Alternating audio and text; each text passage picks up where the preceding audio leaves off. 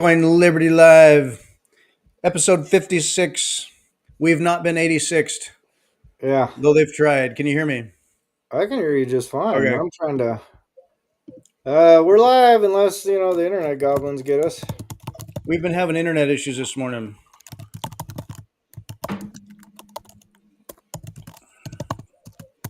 but the coffee is flowing. Bits are streaming. Oh, I wish I had coffee. Dang it! When a packet hits a Dadgummit. pocket and it's not on a I port. want some coffee. All right, man. Well, what is this? Cheers. Episode 56. Episode 56. We're gonna have to Bitcoin shall start. not be 86th. You got your water. I got my coffee. I got a little bit of water. I think I came unprepared today. Oh, Yeah, that. um, Getting ready we're for making it work. Bitcoin Vegas, man. Getting ready for the conference. I need to get out of here and get to Vegas. I'm so sick and tired of my job right now. Oh yeah, And job just sucks, thinking dude. of getting out. Fiat mining sucks. Oh, yeah. So I'll be detoxing. It'll take me half a day or so to detox, but then my mind will be there taking it in. Um, it's interesting because Absorbing. I I know it'll be fun and I'll enjoy it. When you think of okay, Bitcoin Magazine, David Bailey, they've promoted plenty of shitcoinery, I think, and I think they're kind of like any and all growing cult community of just all the rabble of it is not bad for Bitcoin. It's just growing the awareness and the culture, and everybody will find it. So Matthew Cratter, he'll shit on David Bailey or many of the folks that are going to this conference, and he won't go to the conference for out of principle. He's been in like last year, he was invited to be a speaker, and he bailed out on him. Yeah. Um, I I have my principles, and I care. And at a broader level, I'm agnostic in the sense that what reminds me repeatedly that much of this doesn't matter is because, like, literally last night, I was talking to a friend and a friend and a friend, and they're like, "Oh yeah, yeah, Bitcoin," and I start to have that conversation, and it's not quite a brick wall, but it's a yeah, you can do that, or no, it doesn't do that, and it's like no wonder you want people to be interested and connected to Bitcoin. I don't know. I feel sometimes that like 99% of everyone who's getting into Bitcoin is coming at it from just madness. Yeah. So if they show up to the conference, that's step two, I suppose. I don't know. Yeah. Well, I don't think they'll go to the conference, I mean, and No. it's kind of curious to me. Like, I'm sure they do metrics, like internal metrics about, what their audience composition is like and who's coming through the door, right? Like, they have a pretty good idea.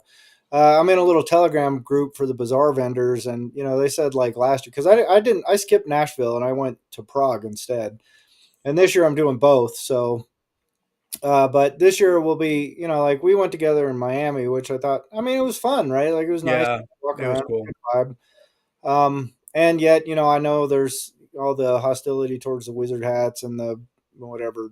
I mean, people call them scammers and this and that. And I kind of go, I don't know, man. Like I've read a lot of Lop's articles, like on his blog, and he doesn't strike me as a scammer, right? Like he does not strike me as someone who is out trying to scam people, and people call him a shitcoiner and a this and a that. And I mean, it's just a lot of name calling. But if you read his stuff and you listen to him talk and you see his presentations, you kind of go, well, you may disagree with him about what he thinks Bitcoin is for, but I don't think you could necessarily call him like malicious, right? So Yeah, you might disagree with the principles where so like at the B plus plus event just like last week, and he was talking to oh, what's her name? Oh, I shouldn't guess, but anyway, she does a lot of work on Lightning and puts out videos. hmm, And they were discussing Bitcoin ossification, and Lop was saying effectively that Bitcoin should be able to scale and adjust like on the fly. He had ideas about the block size yeah, scaling to adjust to demand and stuff. For me, it's just like no, these aren't the problems we have. Um, or well, you start going down that road, and then it's like, oh well, then why don't we just change a bunch of stuff? Well, that's interesting you bring that up because he did a presentation. I don't know if it was a BTC plus plus or not, but I think it might have been. But it was an academic presentation. He said, well, like there has to, in order for a fee market to survive, there has to be a market for fees, right? And if you look at the blockchain right now, if you look at the mempool, it's empty. Like they are mining empty blocks like just over and over and over again. And so you go, well, what happens when the subsidy gets cut to, 1.625 Bitcoin or whatever it is, or 1.728, or I don't know what the next halving does. And there's been the BSV guys and the Bitcoin Cash guys talking about the security budget's going to run out. And you go, well, I mean, if Bitcoin's 10 million a coin, then it kind of doesn't matter, right? But if Bitcoin's still 100,000 a coin, you go, it depends on what block producer, what their margins are on the block subsidies and how many blocks they can mine. And so his little discussion, I found it interesting. I thought it was like an interesting concept because he talked about like Monero and how they try at a variable block size. And but the rough idea behind it is you always want block size to be, or block space to be valuable, right? Like, so you're always bidding on block space. It's never like you get a 1 sat per virtual byte bid, right? And there was even someone who put a bid in on a MicroSeed just recently, and they set the fee to 1 vat or 1 sat per virtual byte. And I actually emailed them because it didn't confirm for like, it'd been 2 or 3 hours. Hours. This thing, Hmm. I don't know if it's going to confirm, man. And then sure as shit, I don't think he changed the fee. It just confirmed later. And it was like, holy shit, that guy just got a transaction through for 1 sat per virtual byte. I mean, That's all I ever do. I'm willing to wait, and I've waited overnight. And I check in the morning. Yep, it confirmed at 4 in the morning. yeah. Well, I mean, 1 sat per VB, I kind of go, that's not a sustainable fee model, like, and if people can include their financial transactions or their whatever transactions at that rate, you kind of go, yeah, that's not great, man. And especially when you have a bunch of empty blocks getting spit out. So it's, I don't know, but the variable fee model, you kind of look at it and you go, it's a technical discussion. It's not like a practical, like, I think there's zero chance something like that could get through. But his point was is that people have been arguing about block size, and he goes, it's a wrong argument. It's a wrong discussion. Like, between like small blockers and big blockers, he goes, that's not the right way to be looking at this. You need to be looking at block space utilization, which I thought was an interesting point.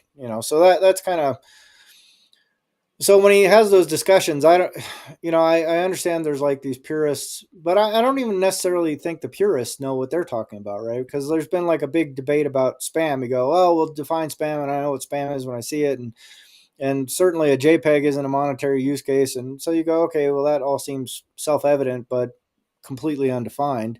But then I started thinking about it the other night, and I go, when people are saying it should only be a monetary purpose, I'm like, well, define money then.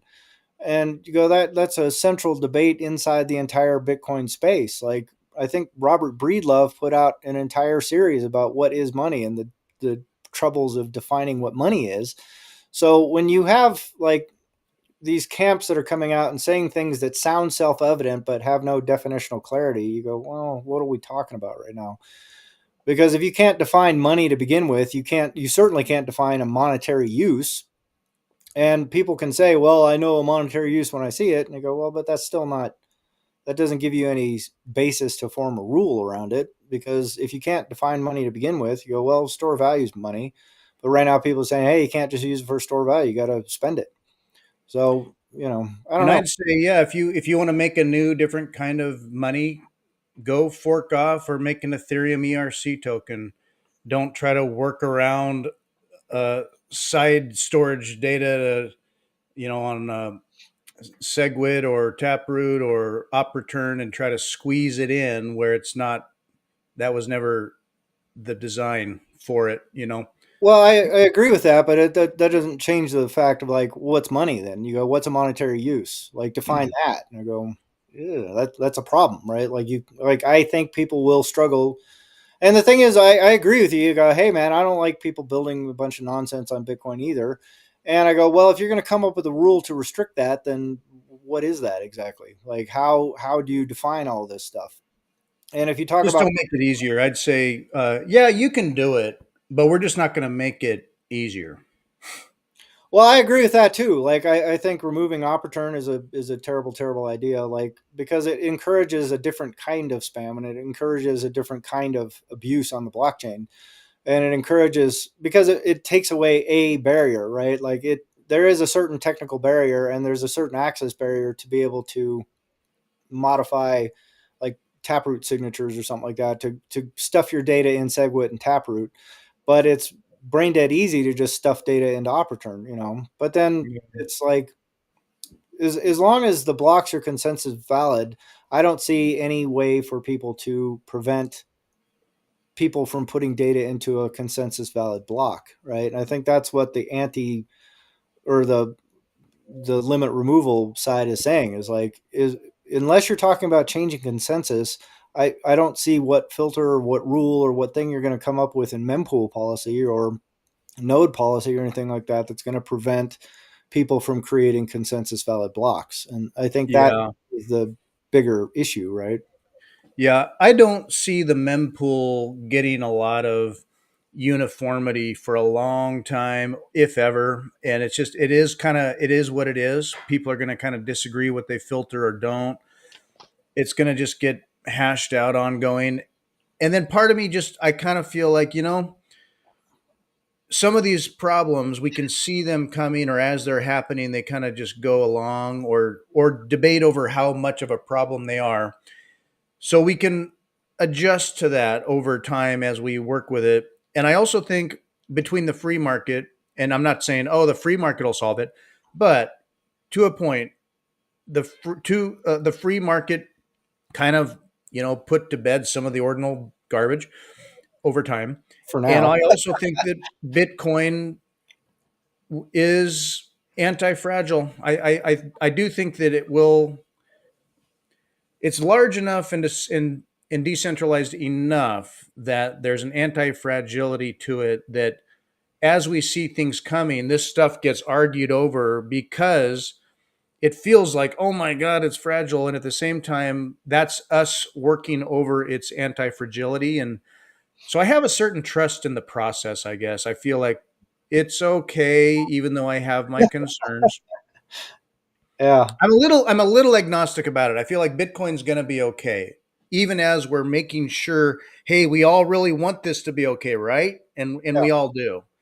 Well, I mean, that sort of cuts to the heart of the debate, and one of the things that I'm, as I've been digging in and digging in and digging in, I kind of look at it like, there's a guy, Eric Voskuil. I'm a huge fan of the work he does. He's been working on libbitcoin, which is another alternate implementation of Core, or an alternate to Core. It's not even. It's like Knots is just Core with filters, right? But what libbitcoin is, it's like a library of different things, and it's primarily aimed at developers, but it has libbitcoin Core, which is a transaction validation kind of thing. But he posted a thing, in response to it. He supports Knots and supports different implementations of the software, which I also agree with. But he also said your non-economic nodes don't matter.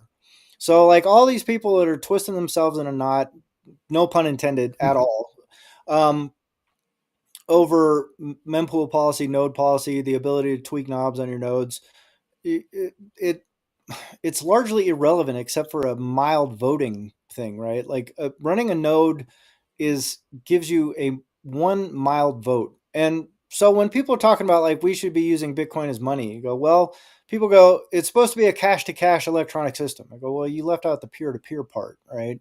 And right now you go, is Bitcoin a peer to peer cash transmittal system? You go, nope, nope, not even close. Because a peer under the white paper is a miner that's running a node. So the miner mines, and then the node validates, and you initiate transactions from the node to another node, and that's how you transfer electronic to electronic, peer to peer. So you go, well, if there are 8 million Bitcoin holders, tilde 8 million Bitcoin holders, who knows the exact number kind of thing, but let's just estimate right now 8 million holders, and there's 85,000 nodes. You go, well, there's only 85,000 peers, and only 17,000 of those peers are reachable. So you only have 17,000 peers trading. So is it a peer-to-peer monetary network? Well, not with 17,000 participants, Not no. at the base layer. Yeah. So if you go, well, what happens if, of those nodes, how many of them are important in terms of adopting a consensus change? about 15, maybe 20, right? And I pose this question to you. I say, well, BlackRock, Fidelity, all these people are pumping billions and billions and billions of dollars into ETFs that hold Bitcoin theoretically, most likely, probably. And Strategy is pumping billions of dollars into holding Bitcoin, most likely, probably. And all these other companies are jumping on board. And if someone comes along and makes, like Core says, hey, we need to change consensus on some aspect of it, right? And I'm not even saying anything dramatic like lifting the 21 million cap or anything like that. They make some consensus change, which I don't think is likely, but let's just say it happens. And then everything that's listed on all those exchanges like Kraken, Binance, Coinbase, everybody, they are representing as this is Bitcoin. That's the liquid market for Bitcoin, is on those exchanges and on private rails between whales and large corporate holders. So those are the markets for Bitcoin. So if all of those exchange entities go, okay, we accept the new consensus rule from Core, and then all the miners go, we accept the new consensus rule from Core, and then all the nodes go, we don't accept that. They go, well, okay, then go fork off, and you will have no liquid market for whatever Bitcoin you got left. There's just, it's not going to exist. So you go, what is Bitcoin then? Is it what's being traded on exchanges? Is it what the miners are mining? And is it what BlackRock and everybody is holding in the billions, while the 20% of people that hold little small wallets like me and you and most Bitcoin holders, which one becomes Bitcoin? Which one is the real quote unquote Bitcoin? And so if you're Mm. a purist, you can go, our Bitcoin's the real Bitcoin. You go, okay, well, where do you trade it? We don't. There is no exchange that supports our Bitcoin. So what so I mean the question then becomes like, if you're a small holder and you're not running a node and you have no vote anyway, are you going to adopt the new quote unquote Bitcoin or the old Bitcoin or the Bitcoin Classic or whatever it is it spins off to? Or are you going to be holding the thing that's still worth $250,000 on the Binance exchange? You go, which one Mm-hmm. do you choose? You go, well, in the name of ideological purity, I'm going to follow the original Satoshi's vision, but somebody already did that. There's already a coin called that. And all the Bitcoin Cash people say this is the original vision, and they already tried that. And all the Bitcoin store value people said, well, this is the real Bitcoin, and nobody followed that. People followed the one where the money is almost universally. And if you're a pleb that knows nothing other than number go up, and you've got your little thesis about Bitcoin, or you've just heard about it from your friend, and you don't know anything about the technical workings or the technical machinations going on behind the scenes, which Bitcoin do you think they're going to hold on to?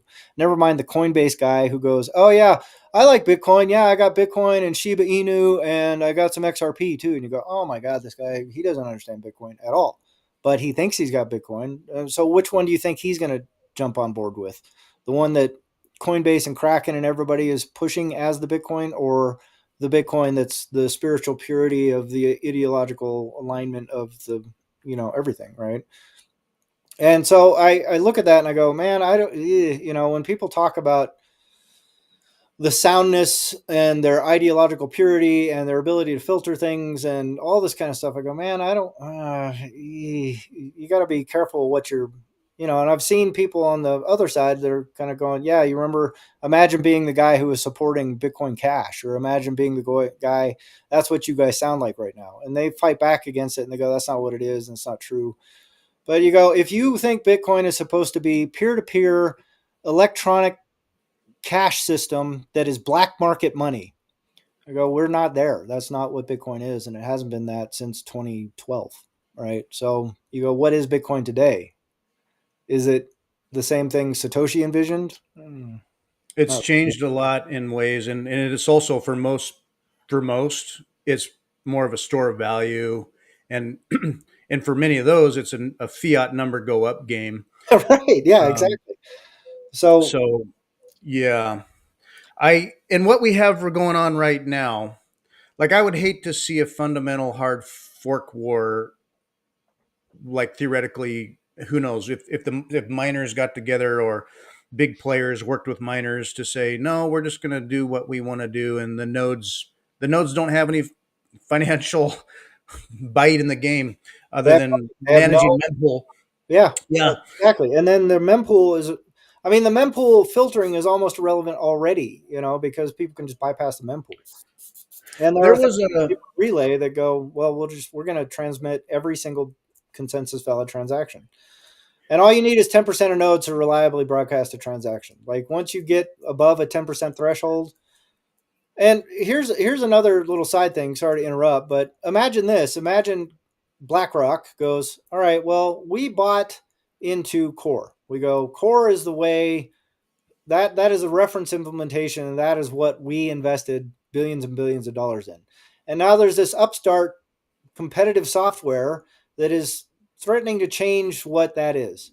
So we're just going to deploy like enough nodes to ensure that the reference implementation adheres to what we think Bitcoin should be.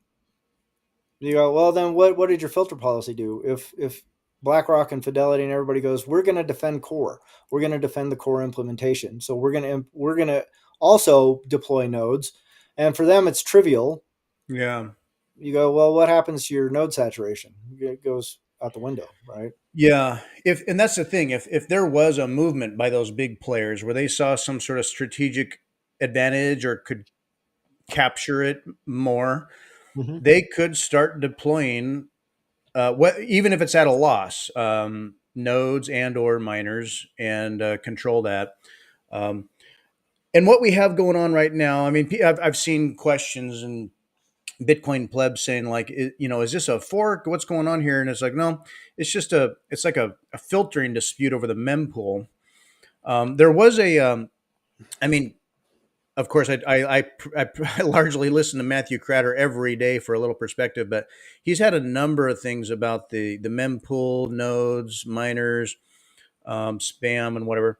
I can't remember which one it was, if it was don't tread on my mempool or mining pool centralization. Just in the last 2 3 days, he made a point about how a small number of nodes out there right now have open op return stuff going on, and so like there was dispute over, well, you can do it now, you can just do it now, and that he went through a scenario where a transaction was put out there. I think he played a video from somebody else who stepped through it, and they put a large op return out there, Yeah, and it got kind of shut down in the mempool because there aren't so many nodes that are like, oh, that's valid. Most of the nodes are like, nope, doesn't fit. right. So not that you can't do it. You can work with a certain set of nodes or a particular miner. Go sign a contract with Mara. You can do it, but there is a bit of a fence up. It's just Yeah, harder. It's harder to do. correct. Yeah, 100%. Which is why I think having an unlimited transaction volume, unlimited op return data size is a terrible idea. It's my equivalent is like what Seattle and Portland did with drugs. They just go, well, we can't do anything about it. And you look at the outcome, you go, yeah, it's a disaster. That's a terrible, terrible, terrible way to run things. But you also look at the other side and you go, well, we're going to clamp down on it. We're going to make it a felony. You're going to spend 20 years in jail if you get caught with even a bag of marijuana. You go, that doesn't work either. You have to find some middle ground between there. If you ignore the economic reality, it's disastrous. If you if you don't do anything about it, it's disastrous, right? So that's why I'm so opposed to this like infighting and this this name calling and all this nonsense and saying who is or who isn't a real Bitcoiner and all this kind of stuff. I go, that's counterproductive, right? And Yeah, it reminds me of AML laws. It reminds me of drug laws. It reminds me of the same exact ideology, and ideological camps are being formed around very flawed ideas on both sides. And I just go, you can't separate your group this way, and you especially can't be having this kind of division and contention going on because this isn't 2017, right? This is a whole new era, and in 2017 you could squabble like this and it kind of didn't matter, right? Today, if you have this division in the ranks, our enemy isn't LOP. Our enemy is BlackRock and Fidelity and the US government and the Israeli government and the Canadian government and the Japanese government. And the idea that those people are just going to sit back while the president of the United States is talking about a Bitcoin strategic reserve, they're just going to sit back and not do any COINTEL activity to this community is naive on a monumental level, right? Yeah, it's true. So, I mean, I'm not saying this is happening, but I'm saying right now, if I were an intelligence agent in Israel and I go, huh, well, I want to be able to exert influence on the way this network develops. Well, a very, very common tactic that they've been using for hundreds of years in intelligence circles is to either find division in a target group or create division in a target group and then amplify it. And then while they're amplifying, they use that amplification to sidle up to thought leaders in the space, right? Hmm. And then once you've sidled up to the thought leader, then all of a sudden you've got influence. And if the influence is to keep everybody divided and fighting, then what happens to Bitcoin software development? What happens to protocol development? What happens to fighting things like OFAC compliance, and what happens to censorship resistance and permissionlessness and all that kind of stuff? It becomes fractured, and once it's fractured, then it becomes so much easier to control. So I really can't stress enough. I think people really need to put their guns down and quit squabbling over shit about spam and trying to define spam and trying to define monetary uses and all this kind of stuff. And they have to recognize that they're all people they've all hung out with in the past. They've been buddies with, they've gone to dinner with, and they can argue and they can debate and they can argue on technical merits. That's huge. That's super, super important to the protocol. But name calling and camp dividing and all that kind of stuff, you're playing right into the hands of intelligence agencies. You're playing right into the hands of corporate espionage. You're playing right into the hands of the people that have a very, very strongly vested interest in destabilizing and then trying to attempt to exert control over Bitcoin. So Yeah. that's 2 cents. And if people want to call me a spammer or a scam apologist or whatever, they can do whatever they want. I'm just saying it's naive to think that this is 2017 and this thing is just going to be a debate that boils down like the block size wars did, because it's not. This is a completely different world. There are potentially trillions of dollars going to be flowing into this asset, and to think that no one's going to want to try and mess with it is extraordinarily naive, I think. Yeah, yeah, and even if they're like, okay, yeah, we can't shut this down, but we can sure make it messy and then kind of capture parts of it and steer it. Um, and that's and all of that. Like I've seen a lot of intelligent, thoughtful discussion on these issues. I Yeah. have also seen so much personal attack stuff, which is why I have not unfollowed Lop, because I've found some of his responses well thought out and not overly personal. Um, and I've unfollowed Shinobi because he just seemed like a toxic douchebag, and so, um, but I now you could say Lop comes off as sort of in man in the castle, elitist, arrogant, or something, but he also does lay out a lot of really good, well thought out stuff. And then when when people do attack him, he's not getting into a big flame war. He's kind of just I Whatever. don't know, a little Yeah. bit of judo there, I guess. But I still am interested in what Lop has to say. You know, if he approaches us at the Bitcoin conference, I'm not going to go shitcoiner. Right. Yeah. Well, I mean, the guys, you can't argue his contribution to the space, right? And you can argue that he's become something that you don't like or whatever, but you know, the point is, it doesn't matter what you think of him personally. It doesn't matter what I still adhere to the idea. Like I don't didn't unfollow anybody through this whole thing. I just go, well, you know, I'm going to listen to all sides, especially people who've been contributing to the technical evolution of Bitcoin for a long time. And that's why I'm so adamantly opposed to the tactics that people are starting to use, because they're frustrated. Their idea isn't getting enough traction as they see the way their idea should be getting traction. So they're just resorting to ad hominem and camp creating. And if you start creating factions of people that are opposed to each other on ideological grounds and things like that, I would trace us back to the start of this conversation where we go, what Bitcoin do you think is going to survive that? Bank coin supported by BlackRock, or your ideologically pure version of Bitcoin? You go, well, whichever one has the market dominance is going to be the one that survives.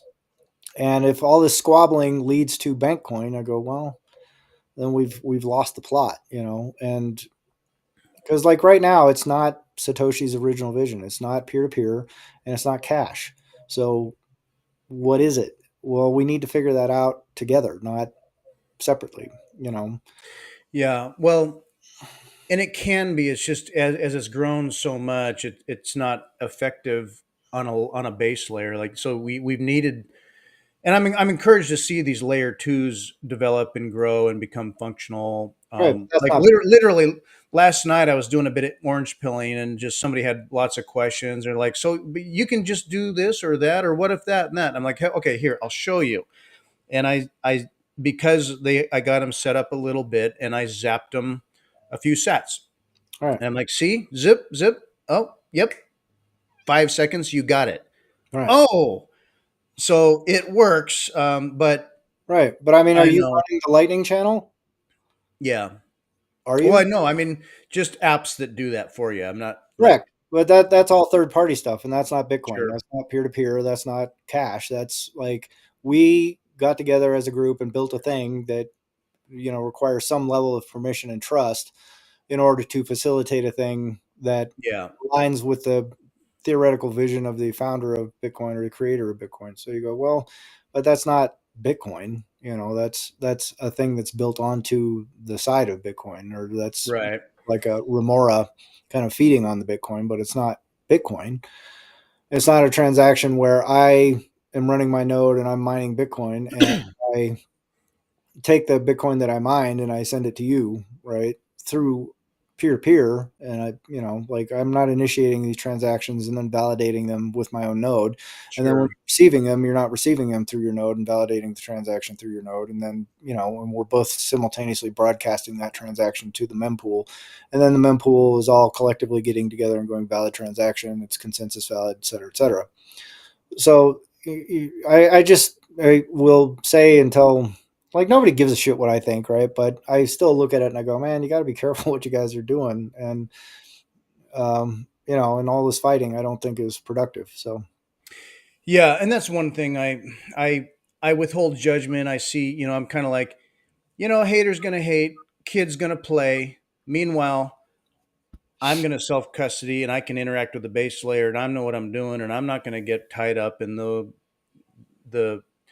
the street gang warfare or the LARPing or the drama. I'm just like, you know well, what? here, TikTok next block. let me ask you this then. Let's say the filtering camp goes, this is unacceptable. This isn't what Bitcoin is supposed to be, and they're going to fork. Which fork are you going to follow? Whatever changed. So we're running. Uh, well, it would be consensus. So you make a change and you're running something that's different than what was. Hope you get consensus. Well, They forked that's the off. point. Is the only way they can get consensus is by which nodes to follow the new chain, right? Yeah, The economically important ones, the 15 or 20 nodes that are run by Binance, Coinbase, Kraken, whatever, whatever, whatever. My question isn't like my question is which do you choose, not which do you just wait and see which consensus develops, because I can guarantee you there is going to be a consensus and it won't necessarily align with the filtering side, right? Necessarily. I don't know. I possibly. mean, Yeah, maybe Coinbase and BlackRock and everybody go, yeah, we really strongly feel that you shouldn't be doing spam on the blockchain either. But my point is those are going to be the people that are going to be telling you which chain is Bitcoin or not, or they're going to be at least saying it out loud. And Newt Van Holm, I don't know if I'm pronouncing his name right. He brought up a great point in his interview with Grassfed Bitcoin. He said, what I like to point out is the user activated soft fork back in 2017 showed that we were in charge then. He said, I'm not so sure that we're in charge now. Right. And I think that's a valid question to be asking and to be exploring is like, who is really in charge, quote unquote, of which right. way this protocol goes. And so my question to you is like, so if they forked off, they said, well, we're going to change consensus. So you can't put spam on the blockchain. We're going to change the consensus rules that forbid, these outsized things or transaction or, signature stuffing or whatever it is. Which fork are you going to follow? You personally. Are you going to follow the one where you can still trade it on Binance and you can still sell it on River? Or are you going to follow the one where it's changed the rules so there's no more quote unquote spam? Me personally, because I don't need anything about any shitcoin on Bitcoin stuff. I need whatever allows actual UTXOs in and out to function without garbage. I wouldn't change. I'd stick true to just Well, but that's um, the point is the change is the fork, right? The change is we want to one camp goes, all right, let's say it's the Knots camp, and I'm not trying to pick on them. I'm just using as an example. You go, Knots camp goes, hey, we are done with all the corruption at core. We are going to create a fork of Bitcoin where spam isn't possible anymore. Or we're going to severely curtail the ability. We're going to go back to 1 megabyte blocks, let's say. That's Satoshi's original vision. We never should have done SegWit. We never should have done Taproot. This is the real Bitcoin. This is the way we're going to stop spam. And then Coinbase and Binance and BlackRock and Fidelity and Strategy and River and Swan and everybody else goes, well, we're going to stick with the one that lets all these non-monetary yeah. uses proliferate. Which one At do you this choose? at this point, ride or die. It's the current running version of the Bitcoin protocol. That's the main. That's what Bitcoin is. Anything that diverts from that and forks off as a fork, I wouldn't change. But I don't see anything in what's going on right now as a fork. It's all just Well, I didn't say it's a filtering. fork. That's not the question. The question is if there was a fork, if someone if you go, I don't have any use for spam transactions on the chain. I go, okay, well, the main quote unquote chain, the main financial chain is going to continue allowing spam. In fact, they're going to encourage it even more. Yeah, BlackRock and everybody decides, hey, you know what? We like spam. We love spam. They're like the John, the faulty towers thing was spam, spam, spam, spam, spam. We just love. yeah. So which chain do you follow then? So it wouldn't have to be a fork, but presuming it was a fork, some kind of fundamental fork Yeah, change that's like a that. hypothetical. Total hypothetical. Yeah, completely hypothetical. Well, for one, I wouldn't have to make a decision for a while. I just sit on it and watch the two chains roll along for a while. I could decide later. Um, I'm pretty much ride or die that what we call Bitcoin now, ride or die. That's it. Right. So yeah, Well, I think that's true. I agree with you 100%. I think most people will ride or die with what we consider Bitcoin right now. And what we consider Bitcoin right now is chock full yeah, of spam, chock full of holes, chock full of all kinds of ability to spam the blockchain, right? So, given that, you go, well, then where does this spam debate lead? If most people are just going to follow whatever reference implementation is out there, where does it go? It goes, well, wherever core takes it, basically, right? Because yeah. I don't think most people will Uh, abandon all the money that they've stacked in Sats. Because right now, like how many people abandoned Bitcoin when Mara was talking about OFAC compliance? None. How many people abandoned Bitcoin when they increased the block size through SegWit? None. How many? I mean, it's like people just are. I don't think the majority of Bitcoin holders are versed enough to understand the technical differences, and I think they'll just go with whichever one the influencers are saying is Bitcoin right now. So yeah. so I think there's limited traction and limited, you know, I don't know. Here's also how I see such a theoretical fork kind of happening is that so Core comes out with what version 29 or whatever Hmm. a month or two ago, maybe longer than that. It took a while for people to come to terms with, oh, this op return thing is a thing, and um, now there are more people running knots than there are the version of Core that changed that op return thing. Um, I would see like, okay, so what Core can do is they come out with a new version of Core that forks. They've forked.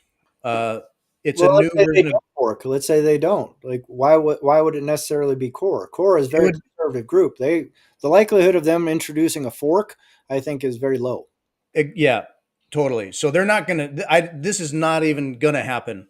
Right. Let's say they decide we're gonna do such a change that changes the protocol, Right. and we get all the same banter about it. Meanwhile, um, I don't know, is it 5 to 8% of people are running the new version of Core kind of automatically? In order to successfully fork, And this is where the decentralization of stuff comes into being good. Like, get the hell off core already. If you hadn't already, they've forked. That's the discussion. Right. And so core, and I don't think they have these incentives. I think there's some corruptibility in there, but they would have to be like in bed with the big players, the money, the miners, and have to do a massive effort to switch all those nodes and miners over. Um, and all the rest of us would be like, no, no, no, no, because they forked. Well, that's my point though. Like if they fork, and by they you go, all right, well, let's just say hypothetically, BlackRock says there should be 31 million Bitcoin instead of 21 million. All right, and they exert enough. Now, I see that's my point though. Is I don't think they would even want that because that screws up their Exactly. bags, right? Yeah. So what I think is far more likely is that the subgroup will try and fork and go, what Core is doing, we don't like. We don't agree with the direction Core is going. We think Core is corrupt. We think Core is a bunch of commies and DEI hires, and all they're doing is just trying to appeal to spammers and scammers, and they don't care about Bitcoin. We are going to fork back to what we think Bitcoin should be. I think that's a far more likely outcome than Core coming along and going, well, we're going to tinker with consensus and we're going to make it so you can have 26 million Bitcoin. I don't think they would do that, right? But I think there is a much stronger likelihood that the subgroup will try and split off and go, well, we are going to adhere to the original vision of this as a peer-to-peer electronic cash system. And we never should have done SegWit. We're going to roll back SegWit, or we're going to change, that we're going to remove the SegWit discount fee, or we're going to any number of things. We're going to make it so op return is fixed. That's going to be part of consensus now. If it's outside of 40 megabytes or 40 bytes, then that's not a consensus valid transaction. We're going to do all this to combat spam. We want a pure cash system, right? Yeah, and I don't see that as a fork. That's just running an earlier version of Bitcoin, which is backwards compatible. Like, you can do that. You can not run Yeah, SegWit. but if no one's mining that coin, then which one's It which? still gets mined. The transactions are still valid. You're just not Well, it participating with. wouldn't be valid if you had a consensus change, right? Because right Yeah, now, all those, the vast majority of nodes are running SegWit right now. The reason why SegWit got adopted was because of the user activated soft fork, and because miners capitulated on it, went, okay, well, fine, we'll just follow this yeah. instead of the So that's two. a soft fork. So to say like I'm not going to recognize a soft fork, I'm still running Bitcoin Well, I know, 1.1. I know what happened. What I'm saying is, what if it is a true consensus change, something that's not backwards compatible? They go, well, That would be like doing like Bitcoin's doing something different. It's not going back to what Bitcoin was or whatever. It'd be something different, and then that's a fork, and you forked off, and you're dead. You're gone. I agree with you 100%. That's what I'm saying is like all this fighting about spam. You go, well, the way to fix that, quote unquote, is to change consensus rules, right? I mean, to really truly stamp out the ability of people to do this blockchain shenanigans, you have to fork. You have to change Yeah, consensus. and I don't think anyone really is looking to do that or is wanting that. It's more just at worst allow us to apply the filters. At best, hey, apply filters, but nothing changes the protocol. I hope It's you're the right. worst. I hope so. But my, Yeah, my broader point is whichever one BlackRock and the exchanges follow, that's the power. That's node power right there. Economically yeah, powerful nodes are the ones that have a say in which direction this thing goes, not me and you as a node runner, right? Like that, we have a vote. We can say, hey, we don't support this. We can apply social pressure. But when it comes to if the miners and the bankers and the exchanges all collude and decide we're going to do it this way, chances are good that's where most, the same person is holding Shiba Inu isn't going to know any better. They just know Bitcoin takes yeah, Bitcoin. It's still worth $102,395, and that's the Bitcoin I hold, and that's the Bitcoin I use. Doesn't matter to them that in the background, Binance decided, well, we're following this chain instead of this one. So, yeah, like, and that's where I have my strong opinions, like I said, and then also I feel like Bitcoin, it really is down to it. It's damn resilient, and even as all this is roiling and there's all this fighting and there's this concern by people who really are aware and who care. Bitcoin goes from mid 80s to mid hundred and zeros. And it would appear that whether through research or just naivety, I think you'd say these companies are quite aware, but they're still getting in. And ultimately, nation states and more corporations, and they all start adopting this, and they're looking at it as money. They're not playing in ordinals, they're not playing in JPEGs. All that is such bullshit to Saudi Arabia. Um, they're looking at it as money. The original sort of spirit of what Bitcoin always has and was. That's why they're in on it. So as all this as hyper Bitcoinization starts to occur, all of this squabbling over monkey JPEGs is like silly footnote in history. Like, remember when the Fiat bros wanted to play games on Bitcoin? Stupid. Maybe. Well, I mean, but my bigger point is not whether or not I go, well, there's a lot of infighting over monkey JPEGs. Yeah. And meanwhile, the protocol is slowly morphing into Bankcoin, right? And, Nah. if I, it would not surprise me in 10 years from now if you have every miner is OFAC compliant or every major pool is OFAC compliant or every exchange is, like you can't get Bitcoin without KYC and it's just impossible to do and et cetera, et cetera, et cetera. So decentralized and permissionless, I think, is far more important than whether or not it's quote unquote being used as money. So So theoretical question. Let's say a majority of all the miners and captured ownership of Bitcoin and all that. It's all OFAC and just trying to make money where they can on it. Does the Great Realignment still do the tentacles of Bitcoin and the Great Realignment still take a hold? I don't know. At I that, think it does. I hope you're right. I hope that's true, and I question it. Like if you have a utility coin, Bitcoin, that is able to absorb fiat debasement and it can help improve things, yeah. But if it's all controlled by the same people that are doing all the inflation to begin with, and they are the ones that are dictating what Bitcoin is or is not and how Bitcoin is or is not used, then I go, well, a lot of that kind of goes down. It just becomes another thing that Wall Street is making money with.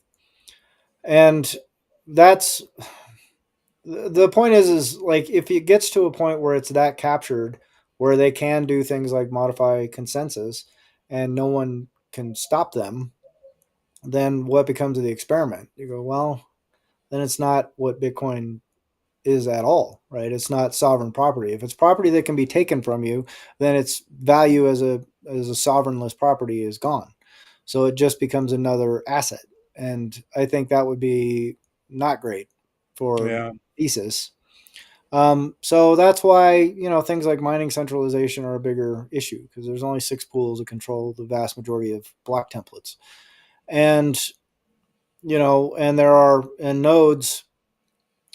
17,000 people casting a vote against something is meaningless, trivial in the Bitcoin ecosystem.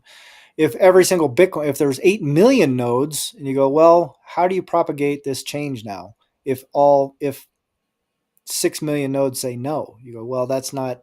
Then the question of which one is Bitcoin becomes much more about the people using Bitcoin, not about the people controlling Bitcoin. Yeah.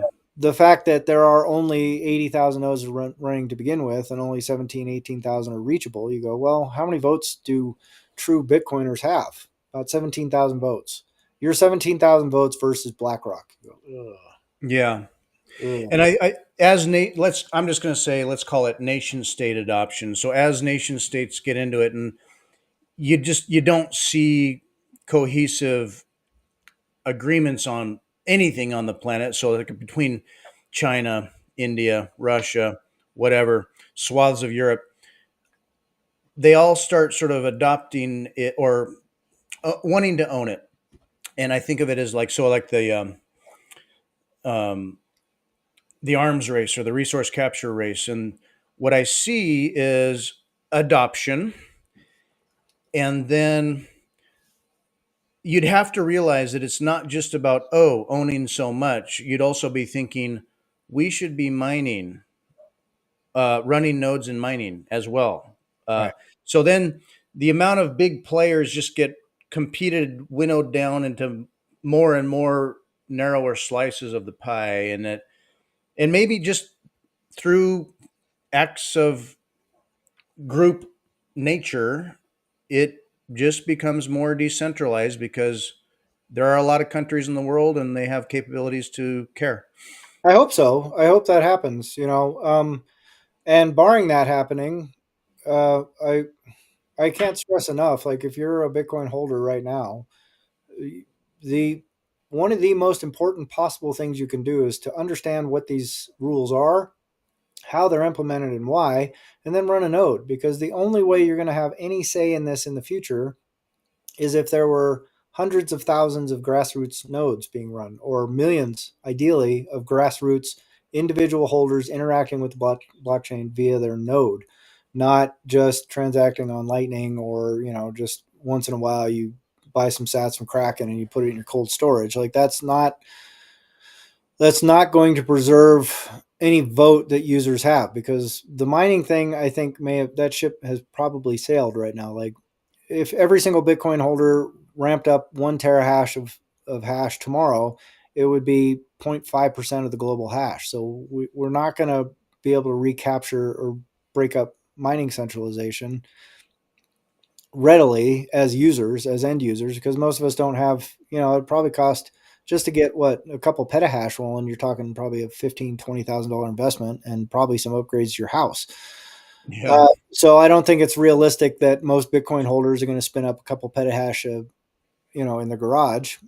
So how do you have a meaningful impact? Well, the dwindling impact we are going to have is the ability to run a node and not adopt some sort of change, and that gives you, it doesn't force, but it gives you more economic weight, right? If you can get 7-8 million people to just go, we're not going to adopt this change. That's not the Bitcoin we signed up for, GFY. Then it's a lot harder for exchanges to unilaterally just impose that change. It's a lot harder for miners to unilaterally impose that change. And if there's a revolt of 7 million users to go, well, we're just not accepting your new Bitcoin, whatever it is, then you have a vote as a user. But if there's 10,000 people running nodes, you go, well, you're not participating in the network, and you're not doing what you're supposed to do to help support the decentralized, permissionless aspects of the network. And all running a node does is give you a vote. It doesn't. They can still push those changes through regardless of how many nodes you're running or how many individual nodes there are. It just makes it a little bit harder. It makes it less likely to be a financial home run, and more like, there's risk to us trying to push this change through. So until people start running nodes, I think all these other discussions about mempool policy and stuff are just sort of, it's getting all riled up about something that doesn't really have a meaningful impact on the future of Bitcoin right now. Because Yeah. you have people that are willing to invest time and effort into running a node to begin with, node policy can be overridden. Like, it's a trivial matter for large financial institutions to override that mempool policy, or those rules, or those filters, or anything else like that. So Yeah. Thinking of like so potential worst case scenario where Bitcoin gets fairly or largely captured by bank coin, OFAC compliant, everything. So, but you still got, say, miners like pools like Ocean. And so instead of, like, for me right now, if I want to spend a few bucks on a fee and I want it confirmed in the next block, you can do that. If I'm willing to say, no, I don't want to pay, I want to pay zero fees as I do every time. And I'll wait 24 hours, but really it's more like a few hours. all right. It can work right now. It works. So down the road, oh, Bitcoin is kind of getting bank coin captured in a lot of ways. It could be, well, oh, let's say Ocean is the only pool that is doing legitimate, original, clean blocks and are not, um, not doing all that gaming, OFAC stuff. Well, if you want to get your transaction confirmed on the blockchain, you got to wait a few days. You're going to have to wait. You can do it, but It's more than just whether or not you can get a transaction confirmed. It's like right now, 90% of Bitcoin is KYC'd, right? Or 85% of yeah, Bitcoin that's true is too. KYC'd, right? Right now, it's something like 5,000 entities control 80% of all the Bitcoin available, accessible Bitcoin is controlled by just a handful of people. So the one power that we have is to run a node and to cast a vote that can easily be overridden or ignored right now. So, but if you're going to do something, that's the one something, like both you and I run nodes, right? So we theoretically have a vote in this thing. We're part of the 17,000 strong army, but the army we're confronted against is like the Trollocs, and if you had 17,000 elves fighting the millions and millions of Trollocs, you go, the Trollocs are going to win, like, so we need to increase our army strength to at least have a say in the matter. We might be farmers and people with pitchforks and spades to do the defending, but at least there's something. It's a bulwark, So Hmm. Yeah, I still have plenty of hope. I still see, despite all of this, it's been exciting drama, and it engages my mind on these kinds of issues. It's like it exercises my philosophy about everything Bitcoin. So it's been good in a way for me. yeah, Um, and it doesn't erode too much a lot of the fix that is Bitcoin and the hope that is Bitcoin. And I'm all in, ride or die. And for me, this is kind of a test of navigating these kinds of big issues. yeah. And it's playing out. And that's okay. I think it'll take time and we'll see where it goes. Yeah, we'll see where it goes. My fear is that we just end up with Bankcoin at the end of the day, and you're going to go, well, yeah, that's too bad. Like, Um, I mean, the thing to me, and the cornerstone of my book is like the thing that makes Bitcoin unique is its property that can't be seized, right? And the yeah. second Bitcoin is seizable, then the rest of this stuff the rest of my thesis kind of falls apart. So that's sort of Jeff Booth's kind of core caution always is provided the network stays decentralized and secure. And right now, there are very powerful forces at play that are centralizing the network and centralizing control. And until people do something about that, then the rest of this stuff gets a little more dangerous, And like Mhm. like you, I remain hopeful. I go, well, I hope. And I also kind of keep my eyes open and go, well, there's like mining centralization is a big, big, big problem. And no one's, aside from Ocean and Datum, no one's doing anything about it. So if we can decentralize block template construction, that's a big deal. Um, but we have to get people on board with it. And there has to be an economic incentive to do so. And right now there isn't. Mm.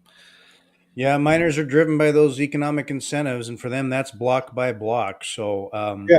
And it right doesn't now, have to, it's not long time preference for them necessarily at all. So, yeah. Well, I uh, mean, it's a dreadful business to be in, right? So, oh, it's got to be ruthless, I would and think. but 99% of the miners are made in China. So you go, Mm, not great.